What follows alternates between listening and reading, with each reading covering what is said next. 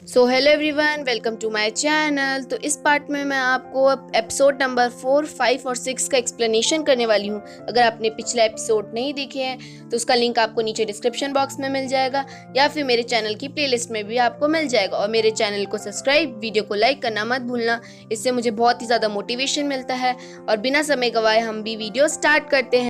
हमने पिछले एपिसोड में देखा था कि तांगमा कहता है कि तुम तो अभी राजा भी नहीं हो और कौन चाहेगा तुम्हारी पावर उसको छीनना। और इस डर से तांगी कह देता है कि मुझे अभी राजा बनना है और मुझे मिलिट्रीज की पावर चाहिए, यानी कि सारे राजाओं की पावर जो है मेरे को मिलनी चाहिए जीतने पर। जिसमें तांगमा कहता है कि अभी तो तुम्हारे पास टाइम है, तुम तो अभी बच्चे ही हो और मैंने तुम्हारे फादर से प्रॉमिस किया था कि तुम्हें अच्छा राजा बनाऊं। जिसपे तांगी कहता है कि मुझे अभी बनना है। तो तांगमा उसके लिए 2 शर्तें रखता है कि तुम्हारे पास 2 काम जो है पूरे करने पड़ेंगे, तभी जाके तुम राजा बनने लायक होगे। पहला कि तुम्हें 10,000 लोगों के सिग्नेचर लाने पड़ेंगे और दूसरा तुम्हें किसी भी 4 जोडिक साइन के साथ आगे चल के लड़ाई करनी पड़ेगी। इतना कह के तांगमा कह देता है कि कल शाम तक मैं लुओ को लेने आ जाऊंगा, तो उसे आजाद कर लेना। और वहां से चले जाता है तांगमा के जाने पर तांग कुछ सोचने लगता है और अपने भाई के कान में कहता है कि क्यों ना भाई मैं आज रात को ही जाके लुओ को आज़ाद कर दूं ताकि वो तांगमा के पास वापस ना जा सके। और जिसमें तांगी भी परमिशन दे देता है तांग को।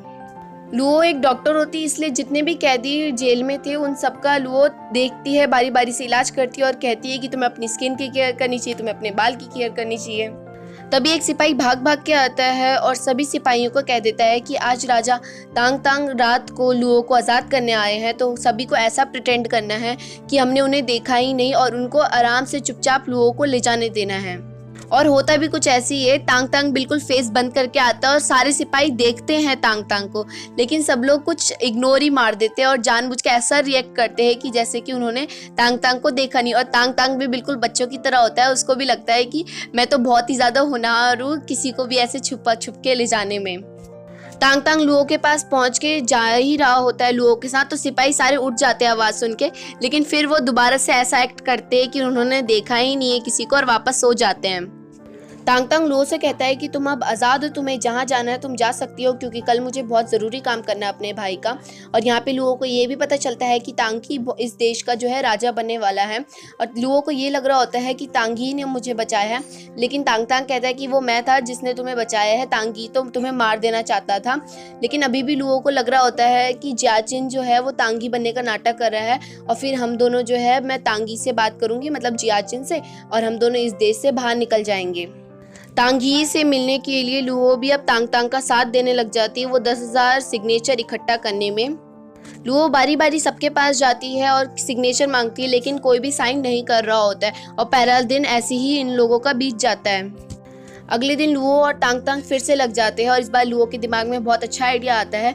जैसे हर कोई चाहेगा कि राजा से गले मिलना, जैसे हम लोग बड़े बड़े सेलिब्रिटीज से गले मिलना चाहेंगे, वैसे ही लुओ भी क्या करती है, एक साइन के बदले राजा से गले मिल सकता है कोई भी, और सब लोग पूरी लाइन लगा देते हैं तांग से सिर्फ गले मिलने के लिए। और ये सारा नज़ारा तांगमा के वहाँ के राजा देख रहे होते हैं। उन सब के बिल्कुल 10,000 सिग्नेचर हो चुके होते हैं, लेकिन तभी वहाँ पे चू पहुँचती है और सारे के सारे सिग्नेचर उनसे ज़बरदस्ती छीन लेती है। शांगयू तांगमा के पास जाता है और कहता है कि राजा उन्होंने 10,000 सिग्नेचर लगभग कलेक्ट कर लिए, तो हमें कुछ एक्शन लेना है। जिस पे तांगमा मना कर देता है, तो शांगयू कहता है कि ऐसे तो तांगी जीत जाएगा। जिस पे तांगमा दोबारा जवाब देता है कि नहीं, मैं राजा हूँ, तुम्हें कुछ करने की ज़रूरत नहीं है।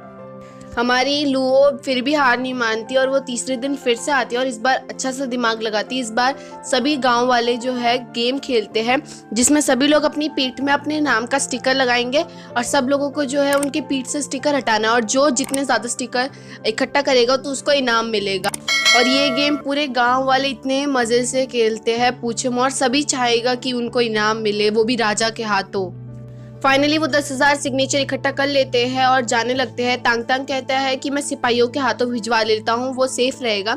जिसमें लुओ कहती है कि तुम भिजवाना है तो भिजवा लो, लेकिन आखिरी के 100 जो है सिग्नेचर मैं ही देना चाहूँगी तांगी को। लुओ चाहती थी कि वो तांगी से मिले और उसको कहे कि हाँ, हम इस देश को छोड़ के फटाफट चले जाते हैं। चलते चलते अचानक से लुओ कहती है कि आगे खतरा है, और ये सुन के तांग बहुत ज़्यादा डर जाता है। लेकिन फिर अचानक से लुओ हंसने लगती है, क्योंकि लुओ सिर्फ और सिर्फ मजाक कर रही थी। तभी वहाँ पे शांग्यू आता है और दोनों से कहता है कि ये सिग्नेचर मुझे दे दो, क्योंकि शांग्यू फिर भी नहीं चाहता था कि तांगी जीत जाए। तो लुओ को आधे सिग्नेचर तांग तांग पकड़ा देता है और कहता है कि तुम भागो यहाँ से, इसको मैं संभाल लूँगा। तांग तांग और शांग्यू आपस में लड़ने लग जाते हैं। तभी वहाँ पे तांगमा आता है और कहता है कि तुम दोनों के दोनों जोंडेक साइन के राजा हो, फिर भी तुम ऐसे बच्चों जैसी हरकतें कर रहे हो। और ये सुन के शांग्यू बैठ जाता है घुटनों के बल और कहता है कि आप मुझे जोर से साथ देना चाहते हो, आप मुझे दे सकते हो। पर तांगमा कुछ नहीं कहता और कहता है कि चलो आज हमें सारे के सारे सिग्नेचर्स को इकट्ठा करने हैं। लुओ पानी के रास्ते महल पहुंच जाती है, लेकिन वही है ना, महल के सारे सिपाही लुओ को फिर से पकड़ते हैं और उसके पीछे भागने लगते हैं। सभी के सभी तांग तांग के लाए हुए सिग्नेचर्स को अच्छे से बिछा रहे थे ताकि गिनने में आसानी हो। और वहीं पे ही तांग तांग बाहर खड़े होकर ये सोच रहा था कि लुओ कब आएगी। और जब तांगी को पता चलता है कि तांग तांग ने लुओ के हाथों में भेजा है, तो तांगी चिल्लाता है और कहता है कि तुम तो उसको जानते भी नहीं हो और तुमने उसके हाथों भेज दिया ये सब कुछ, अगर वो हमें हराना चाहेगी तो। जिस पे तांग तांग कहता है कि मुझे भरोसा है, वो बहुत ही अच्छी लड़की है। दूसरी तरफ लुओ सिपाहियों को चकमा देख के राजमहल के अंदर घुस जाती है। दूसरी तरफ तांगमा भी वहाँ पे आ जाते हैं और तांगी से कहते हैं कि मैंने सुना है तुम्हारे 10,000 सिग्नेचर हो गए, तो मैंने सोचा तुम्हें कॉन्ग्रेचुलेट भी कर लूँ।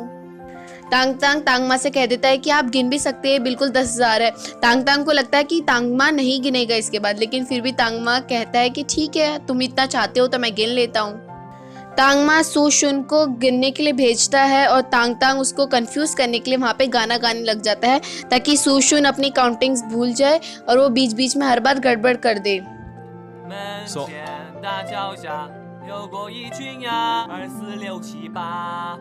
तांग तांग इतना मीठा गाना गाता है, इतना मीठा गाना गाता है कि सब लोग उसी की तरफ देखते हैं। मतलब मीठा मतलब वही खराब सा गाना।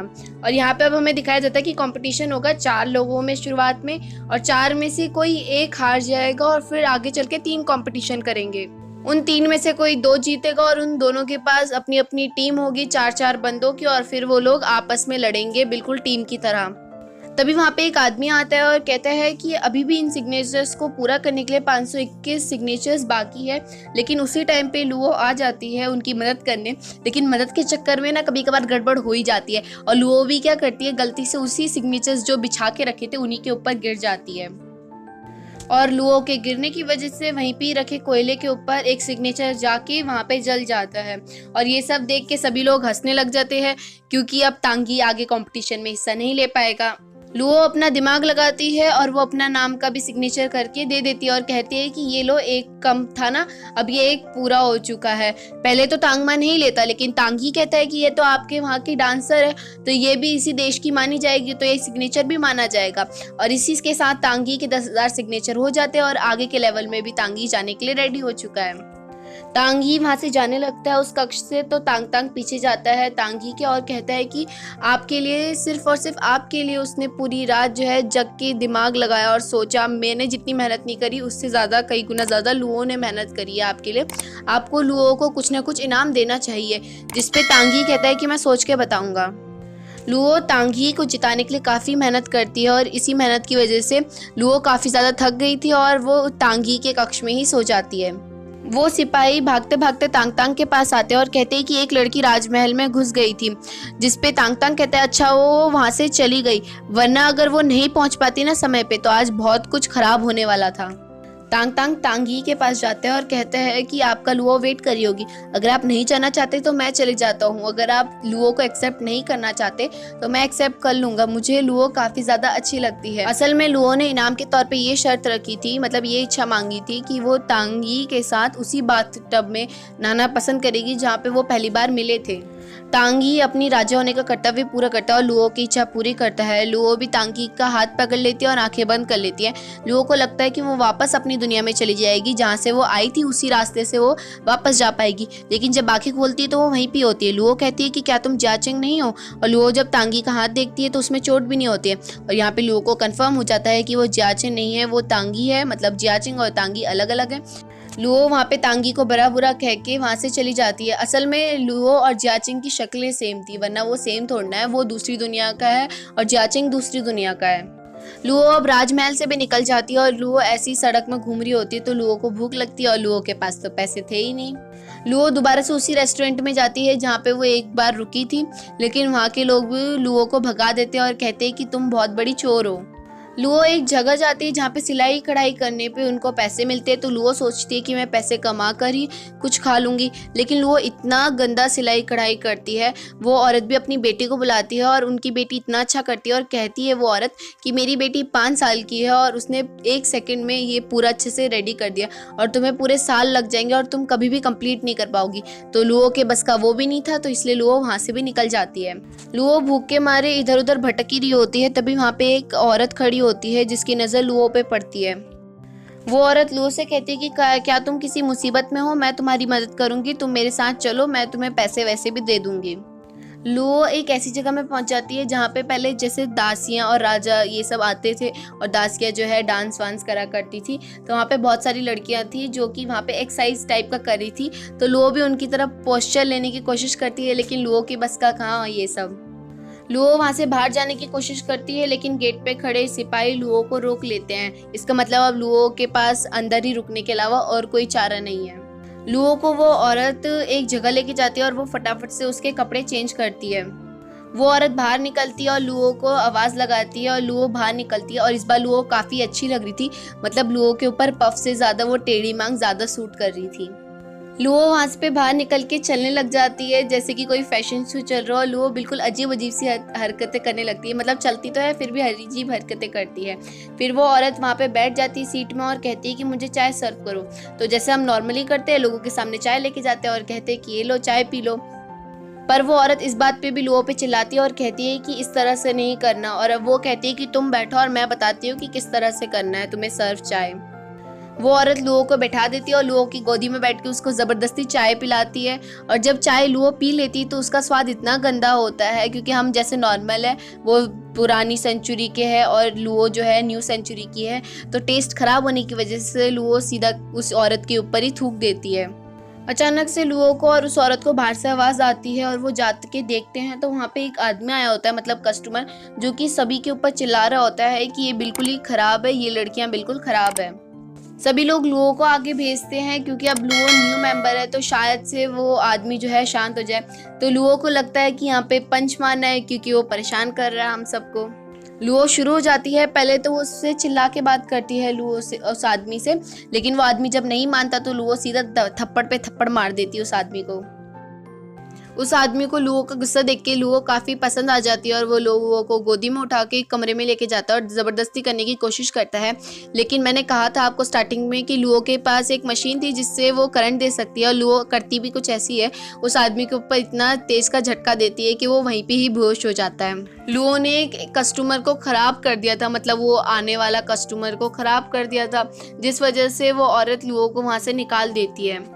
लुओ को रास्ते में पड़ी एक औरत दिखती है जिसके पास थोड़ा सा ब्रेड होता है और लुओ वहीं पे बैठ के उसी ब्रेड को खाने लग जाती है। अब भाई कुछ है नहीं खाने को, लुओ को जो मिला वो खा लेती है, लेकिन इसमें ना लुओ ये चीज़ भूल जाती है कि वो बुढ़ी औरत, मतलब जिसका भी वो खाना था, वो भिखारी और उसके साथ एक डॉगी था, वो क्या खाएंगे।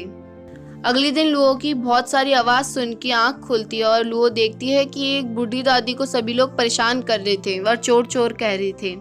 लुओ उस दादी के पास जाती है और कहती है कि क्या हुआ दादी, जिसपे वो दादी बताती है कि ये बीन्स जो है मेरे हैं, लेकिन ये सब कह रहे हैं कि मैंने इनसे चुरा रखे हैं। वो आदमी भी कहता है कि तुम्हें इसका साइड नहीं देना चाहिए, इन्होंने जो है ये बीन्स चुरा रखे हैं। और बाकी जितने भी लोग वहाँ पे तमाशा देख रहे थे ना, वो कहते हैं कि ये ऑफ्यूकस लोग ना बहुत ज़्यादा बुरे होते हैं, बहुत ही ज़्यादा बुरे होते हैं, इनको तो यहाँ पे रहना नहीं चाहिए।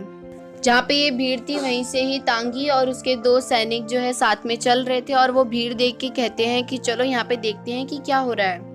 भीड़ में से एक आदमी सामने आता है और वो बीन्स के जो डब्बा होता है उसको उछाल देता है, जिस वजह से सारे बीन्स हवा में गिर जाते हैं और इस चक्कर में लुओ का भी बैलेंस जो है बिगड़ जाता है और वो गिरने लगती है। और जितने भी सामने आ रहे थे उसके, वो कोई भी नहीं बचा था लुओ को और सारे साइड हटते जाते हैं और सीधा सामने लुओ के और कोई नहीं, सिर्फ तांगी होता है। और यहीं पर हमारा एपिसोड ख़त्म होता है। तो हम अगले एपिसोड में देखेंगे कि तांगी बचाएगा लुओ को कि नहीं बचाएगा, और अब आगे क्या होने वाला है, लुओ कैसे अपने देश में वापस जाएगी, मतलब अपनी सेंचुरी में वापस जाएगी।